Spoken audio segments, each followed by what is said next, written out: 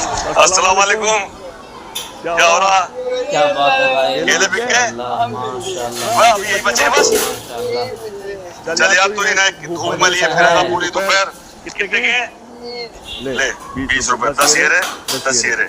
अल्लाह ये देखे ऐसे ही साहब, सबको बड़ी मेहनत मेहनत करके ये खाता है भाई, बहुत मेहनत से बड़ी रोजी कमाओ, मेहनत करके मजदूरी करता है, हलाल पूरे रोजी दिन कमाओ, में रिक्शा खींचता है हराम और ये रोजी केले जो कभी है मत कमाओ। बेचता है बेचारा। ये देखिए, दिखाइए जरा इधर से, माजूर है, देखिए इसकी पैसे टांगे भी माजूर बेचारे है, की, ये देखिए बोल नहीं सकते सही से, बोलिए लेकिन से, देखिए काम देखिए इनका। यानी कि जन्म से ही क्या बात इसके है यार, जो है क्या खराब है, बात है। लेकिन किसी के आगे भीख ये नहीं सबक मांगता। है उन लोगों की अपनी जो मेहनत से हत्या कमाता करते है, होकर खून भी पसीने से भीख कमाता मांगते है, हैं। चाहे केले बेचता है लेकिन मेहनत करता है। इसकी मेहनत को और इसकी जिंदा दिली को मैं सलाम करता हूँ। सलाम ये है, फिर भी सलाम अल्लाह का है। शुक्र अदा करता है, करता है शुक्र सही अदा बात है।